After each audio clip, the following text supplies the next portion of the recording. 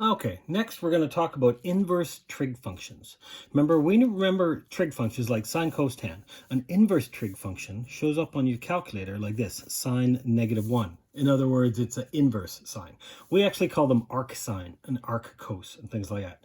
So if you think about a regular sine wave, right? Regular sine wave, oh yeah, it just kept going back and forth. Is it a function? This continues. Is it a function? Yes. In other words, it's a function of x. And here you draw a vertical line, it only hits it once. It's true. So is it a function? Is it monotonic? That means, is it always increasing or always? No, it's not. Because this thing is decreasing, increasing, decreasing, increasing. It's back and forth. It is not monotonic. Monotonic means it's either always increasing or it's always decreasing, but it's never both. Okay. Is it a one-to-one function? That means for every x value, there is exactly one y value, and for every y value, there's exactly one x value. No. It is a function of x, but it's not a function of y. So in other words, think about it this way. There's a y value right here that has lots of different x values. 1, 2, 3, 4, 5, 6. It's got an infinite number of x values. It's not. So it's not a one-to-one function. That would mean that it passes both the vertical line test and the horizontal line test, because is the inverse a function? The inverse of a sine wave is arcsin. I don't know what arcsin looks like, but the inverse is not going to be a function because this thing fails the horizontal line test, right? There's a horizontal line that has a whole bunch of different x values that are all going to work. So what does the inverse look like? Okay, well, let's give it a shot. That's what it looks like. What? Arcsin x, remember, I've got to be in radians. I just did this on a decimal window. It looks like a little stick. Well, even worse if you're on if you're on a desk or on a standard window, it'll be even worse. I was expecting this. I was expecting, oh, hang on, you know what? Actually, I know what we'll do. We'll do this. We'll just graph this as a sine x. I know what a regular sine wave looks like. There we go. This is a decimal window. So if I was to go to a trig window, that might be even better. Yeah, there's my sine wave. So if I go to second draw, I can draw the inverse. Draw the inverse of y1. And there it is. It's a sine wave, but it's not going along the x-axis. Now it's going along the y-axis. It's going like this. So remember the inverse? If I have y equals sine x, in other words, when I do the inverse, I'm switching. I'm getting x equals sine y. So really what that looks like, it's going to be a wave that goes this way. So it's not a function of x. No, because I can draw a vertical line that hits more than once. But this is a function of y. Look, all these horizontal lines only hit once. It is a function of y. And look, it's written as a function of y. X is equal to some function of y. So this is the exact same as writing y is equal to arcsine x. Or on your calculator, it comes up as sine -1 of x. Okay? So that's really what the arcsine looks like. It's a wave that goes that way. Now careful. Sine x to the power of -1. That means 1 over sine x. Careful, that's not arcsine. That is cosec. Well, yeah, that's a reciprocal function. Whereas sine -1 of a half is pi by 6. Yeah, that's because sine of pi by 6 is equal to a half, okay? It means the arcsine. So this is what we always use when you're looking for the angle.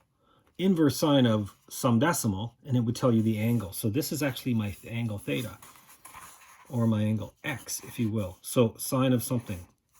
There it is. X is equal to sine of y. That's the arcsine when I'm doing backwards. So here's what's happened.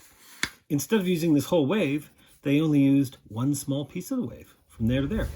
And the rest of it, they just said, let's ignore this.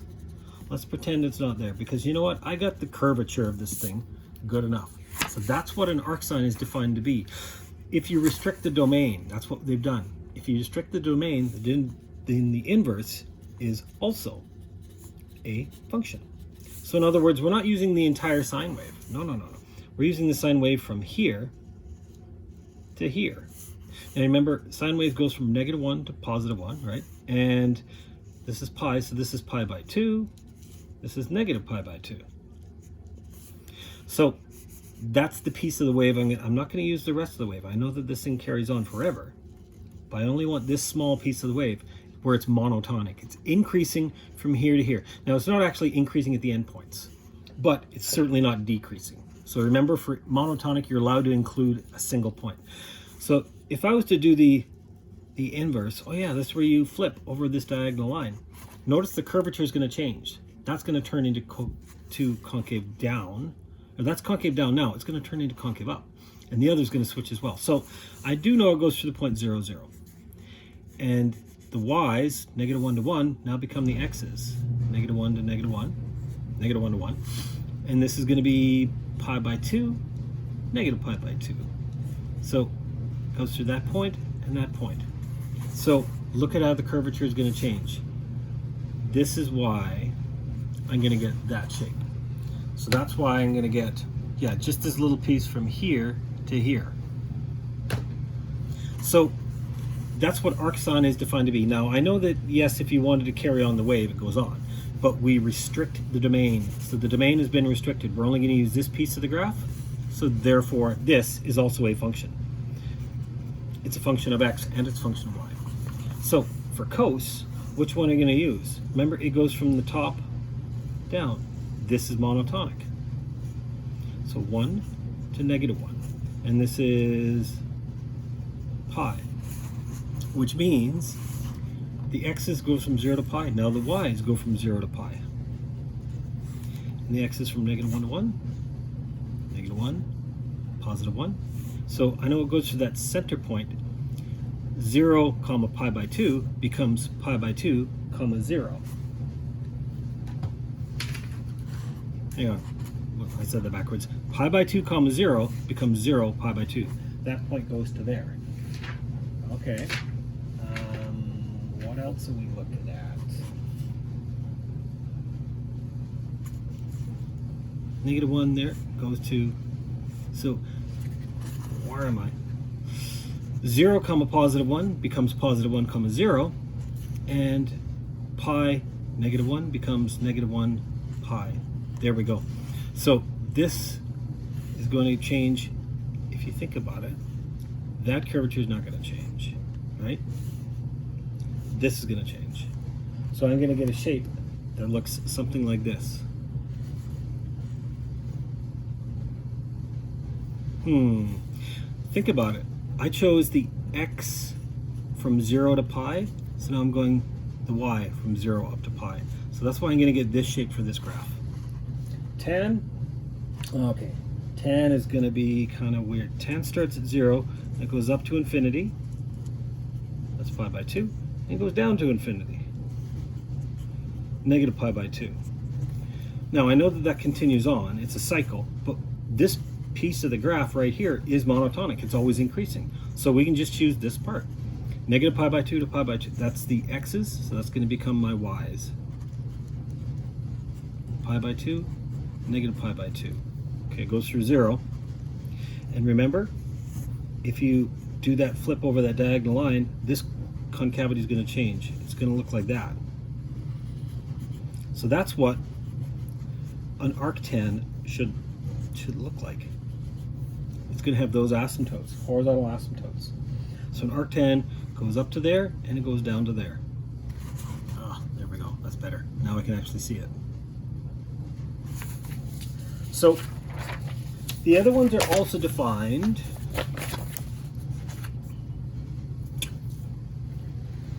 depending upon where the graph is monotonic, or where is it always increasing, or where is it always decreasing. These are also on page 371 of your textbook. Boop. There they are. So this one is the arcsin. This one is the arccosec. This one's the arctan. We just drew that one. I've got the arccos. Now notice it's always above. That's just a piece of the graph that they chose to use. Arcsec, this one's always above, right? That's just a piece of the graph. I know that this is a weird piece of the graph, but...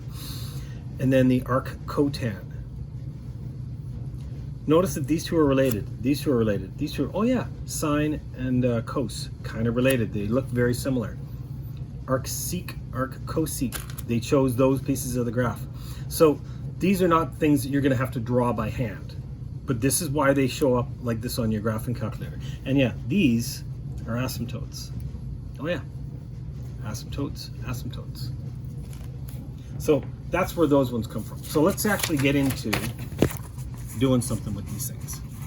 What is sine of arcsine of 0.6? Well, you know what? I could plug this into my calculator. Sine of arcsine of 0.6. 0.6. Well, that completely makes sense because the sine and the arcsine cancel each other out. That completely makes sense. Okay, duh. Functions of in their inverses. F of f inverse of x should just give me x. I know that. How about this one? Sine of arctan of 3/4. Okay, hang on, let's try that.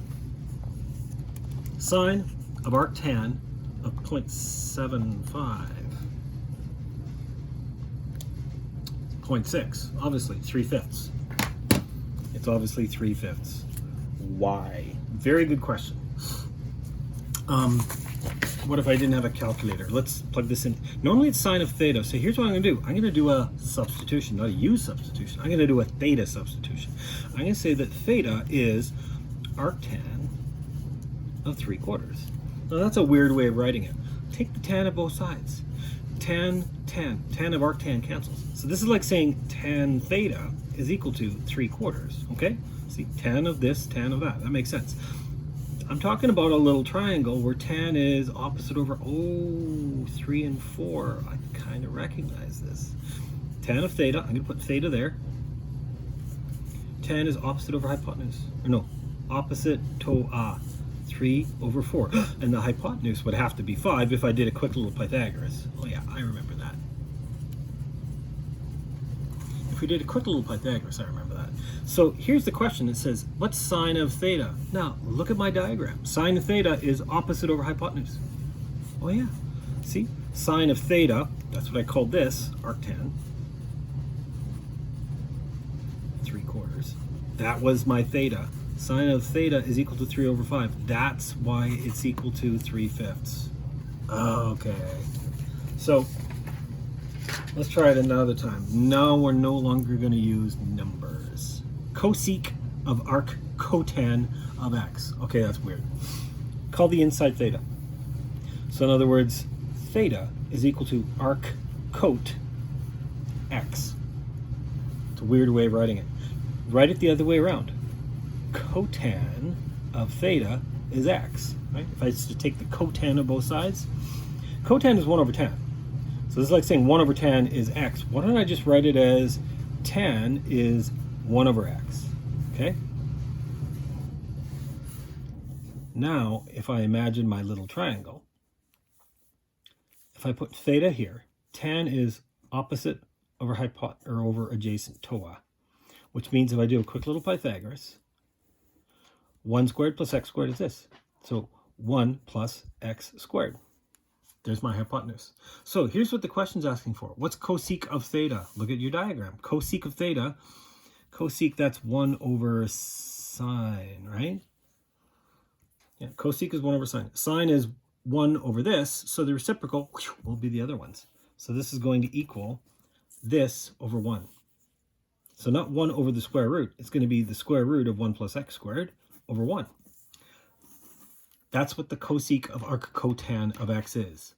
Now, it's kind of weird. It's no longer a trig function. Oh yeah, because a trig function and an arctrig function should kind of cancel. So it becomes some kind of function of x. Now, they're not the exact same one, so it's not just x.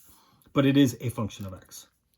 Okay, so we can also use these in equations, right? This is an equation that has an arcsin in it. So to get rid of the arcsin, I'm going to take the sine. Remember, you do the inverses. So watch. We're going to do the sine of arcsin of 3x minus pi is equal to the sine of 1/2. Sine and arcsin cancel. So I just get 3x minus pi is equal to, what's sine of 1/2? Is that pi by 6? Is that an exact value? No. We're in radians, right? Sine of 0.5 is some ugly, weird decimal. It's 0.479. It's not an exact value. Oh, yeah. So this is 0.479. Now I'm just solving for x. Add on pi. So let's add on pi to that. Plus pi. Boop.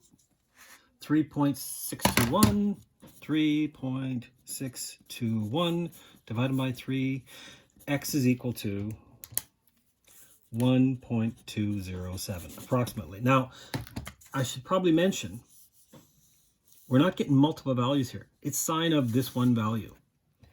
Oh yeah, because we've chosen pieces of the graph where it's always monotonic. For every x value, there's exactly one y value. For every y value, there's exactly one x value. So we don't have to think about, oh, what are my multiple answers here? They chose, and quite often they'll try and choose intervals that are either symmetric about 0 or they're always positive. See that? So this interval we chose, the y values, from 0 up to here, it's positive. This one, it's symmetric. We chose y values that are symmetric and x values, well, they go on forever. Okay, so there's our first part.